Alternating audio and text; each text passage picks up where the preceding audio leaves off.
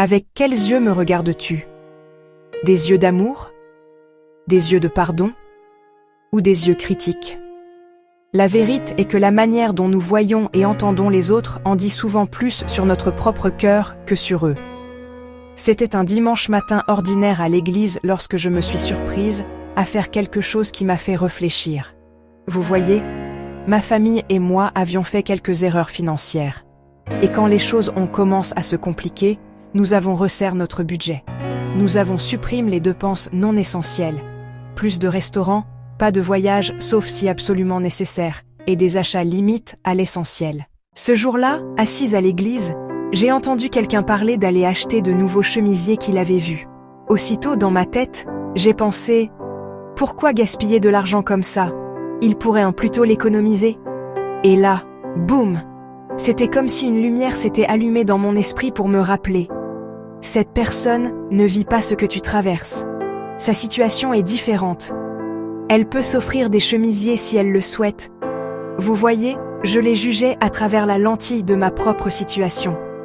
Ce n'étaient pas eux qui étaient dans une crise financière, c'était moi. Et pourtant, en un instant, j'ai projeté ma lutte sur eux. C'est là que j'ai compris. Si souvent, nous regardons les autres à travers la mauvaise lentille. Nous les voyons à travers l'endroit où nous sommes. Cette prise de conscience m'a aussi aidé à repenser à certains commentaires bizarres que des gens m'avaient faits dans le passé. À l'époque, je ne comprenais pas d'où ils venaient, mais maintenant je vois, ce n'était pas à propos de moi. Ils parlaient à travers la lentille de leurs propres limites, leur propre niveau, leur propre lutte. Parce que moi je ne peux pas, ne veut pas dire que toi tu ne peux pas. Et parce que toi tu ne peux pas, ne veut pas dire que moi je ne peux pas. Jésus a dit dans Matthieu 6, 22-23, « L'œil est la lampe du corps. Si ton œil est en bon état, tout ton corps sera éclair. Mais si ton œil est en mauvais état, tout ton corps sera dans les ténèbres. » En d'autres termes, la façon dont nous voyons les autres découle directement de la posture de notre cœur. Si tu regardes les gens avec critique, tôt ou tard tes paroles deviendront critiques. Si tu les regardes avec envie, tes paroles deviendront amères. Mais si tu les regardes avec amour, tes paroles relèveront. Si tu regardes avec pardon, tes paroles guériront. Voici la vérité. Ce que tes yeux voient, ton cœur le parle et ta bouche le relâche. Et il ne s'agit pas seulement de nos yeux, mais aussi de nos oreilles. Tellement de relations souffrent, voire se brisent, à cause de malentendus. Vous voyez, les malentendus arrivent souvent quand ce que nous entendons n'est pas ce qui a été réellement dit. Parfois, le problème n'est pas les mots prononcés, mais le canal sur lequel nos oreilles sont réglées.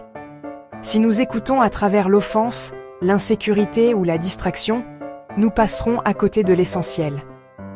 Je me souviens d'une retraite où nous avons joué à un jeu d'intégration. Nous étions assis en cercle, et la première personne chuchotait quelque chose à son voisin.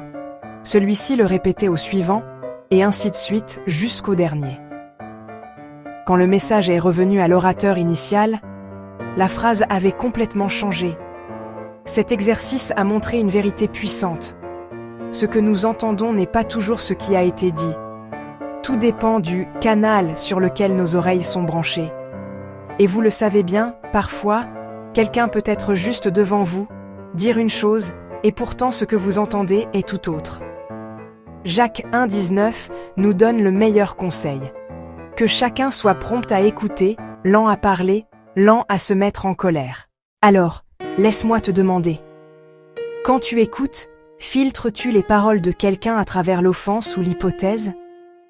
Ou écoutes-tu avec patience, grâce et un cœur ouvert? Quand nous comprenons cela, nous gagnons en maîtrise de nos réactions, nous comprenons mieux les autres, et nous arrêtons de laisser leurs opinions ou leurs commentaires nous décourager de poursuivre notre but. Tu peux avoir de bons amis ou membres de famille qui t'aiment sincèrement, mais leurs lentilles sont limitées. Ils ne voient peut-être pas ce que tu vois. Ils ne rêvent peut-être pas aussi grand que toi. Et c'est correct. Quand tu sais que leurs paroles sont façonnées par leurs circonstances, tu sais aussi comment les recevoir sans laisser cela détourner ton chemin. Et beaucoup d'entre nous devons comprendre cela. Arrêtez de projeter nos limites sur les autres ou de recevoir leurs limites sur nous. La vérité est que nous portons tous des lentilles. Nos circonstances, nos blessures, nos peurs, même notre orgueil, qui colorent la façon dont nous voyons et entendons les autres. Mais Dieu nous invite à choisir une meilleure voie, la sienne. Voici comment changer notre lentille. Prie pour de nouveaux yeux. Demande à Dieu de t'aider à voir les gens comme lui les voit. Vérifie ton cœur. S'il y a de l'amertume, demande-lui de le purifier. Choisis le pardon. Libère-toi et libère aussi l'autre personne. Parle vie. Que tes paroles reflètent la grâce et non la critique. Le monde est déjà rempli de paroles dures et de regards critiques. Mais imagine la différence que nous ferons si toi et moi choisissons aujourd'hui de regarder avec des yeux d'amour, d'écouter avec des oreilles attentives et de marcher avec un cœur pardonnant. Nous reflèterons Jésus plus clairement dans chaque conversation, chaque regard, chaque rencontre. Romains 12:2 nous rappelle: Ne vous conformez pas au siècle présent, mais soyez transformés par le renouvellement de l'intelligence. Quand ton esprit est renouvelé, ta lentille change.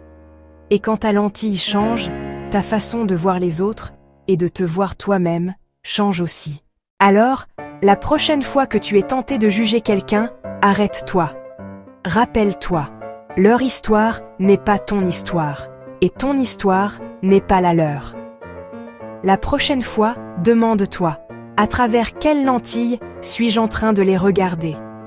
Ne laisse pas ta lentille être troublée par la peur, l'orgueil ou le manque. Choisis plutôt de voir avec des yeux d'amour, d'entendre avec des oreilles attentives et de marcher avec un cœur rempli de grâce. Quand tu changes ta lentille, tu ne transformes pas seulement la façon dont tu vois les autres, tu transformes aussi la façon dont tu te vois toi-même et le chemin où Dieu t'appelle.